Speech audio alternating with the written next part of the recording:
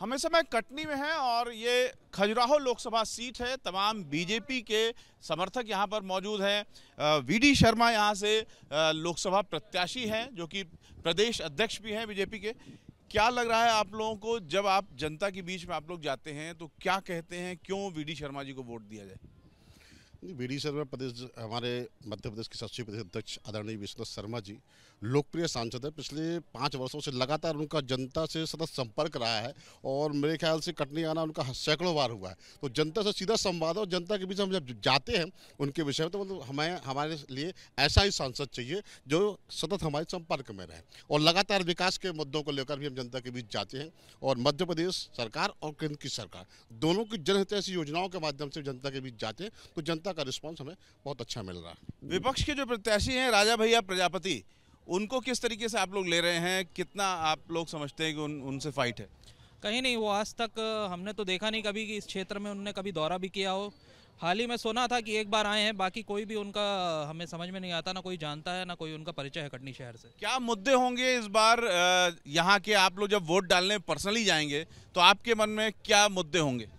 मुद्दे ये होंगे कि जो भी गवर्नमेंट ने जो काम किया है बहुत ही मतलब निर्भरता से और सबके हित के लिए काम किया है, और जो काम करेगी आगे वो भी सबके हित के लिए काम करेगी और हम लोग का पूरा सहयोग है और इस देश की पूरी जनता। मुद्दे हम पूछ रहे हैं, मुद्दे नहीं बता रहे हैं।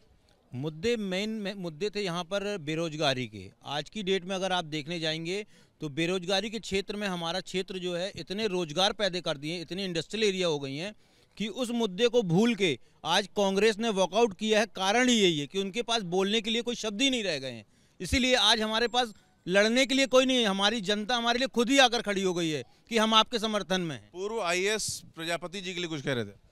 नहीं, प्रजापति जी निश्चित रूप से अपने कार्य क्षेत्र में रहेंगे, लेकिन जनता में उनका कोई संवाद नहीं है। उनको तो सैंपल भी जनता नहीं पहचानती है। और निश्चित रूप से वीडी शर्मा जी एक लोकप्रिय नेता है और जनता में लोकप्रिय, तो निश्चित रूप से उन्हें समर्थन मिल रहा है जनता का। ये कहा जा रहा है कि पहले फेज में जितना बीजेपी उम्मीद करती थी उतना अच्छा उसका इलेक्शन नहीं गया है। नहीं, ये जनता हमारे जो कार्यकर्ताओं से जो हमें इनपुट मिल रहा है वो निश्चित रूप से 60 से 70-80% मतदान भारतीय जनता पार्टी के पक्ष में हो रहा है। बाकी विपक्षी तो कहीं मैदान में है नहीं। वो अपन को प्रत्याशी नहीं मिल रहा है, ना प्रत्याशी मिल रहा है, ना जनता का समर्थन मिल रहा है, ना उनके कार्यकर्ता तो एसी में बैठ के चैम्बर में आराम फरमा रहे हैं। हमारी भारतीय जनता पार्टी कार्यकर्ताओं को देखिए, आज युवा मोर्चा का सम्मेलन है। हजारों की संख्या में हमारे कार्यकर्ता आज अपने क्षेत्रीय प्रत्याशी आदरणीय विश्वनाथ शर्मा जी के स्वागत के लिए जनसलाप के रूप में मिला। आप बताइए कि आपके लिए मुद्दे क्या होंगे जब आप वोट डालने जाएंगे, तो आपके मन में क्या होगा? भारतीय जनता पार्टी ने हर तरफ विकास का काम किया है। हमारे विष्णुदत्त शर्मा जी हमारे क्षेत्रीय सांसद है। हमारा मुद्दा सबसे पहले तो रोजगार का मुद्दा है कि यहाँ पे भरपूर इंडस्ट्रियल एरिया आने की वजह से ये मुद्दा था।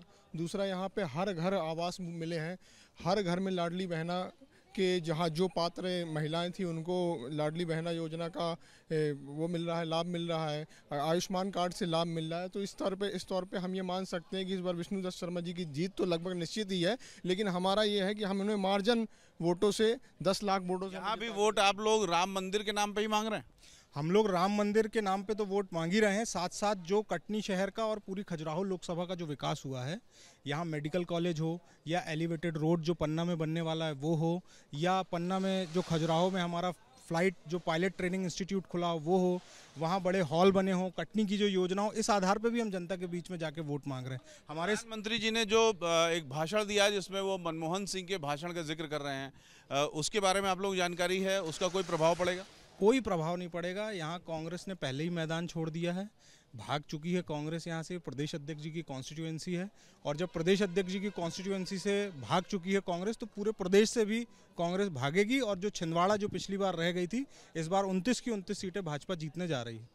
सपा का जो टिकट था फिर वो मतदान से पहले ही रिजेक्ट हो गया नामांकन, फिर प्रजापति जी भी आए। इस पूरी प्रक्रिया का नुकसान होगा विपक्ष को?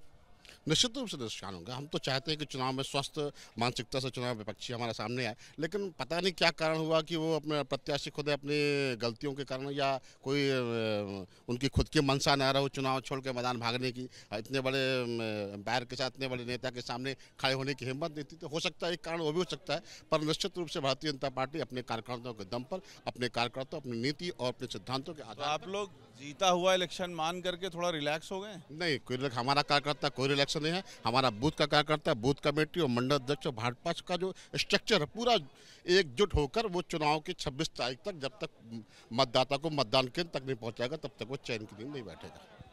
कैमरामैन रवीश पांडे के साथ रविकांत, एबीपी न्यूज़, खजुराहो।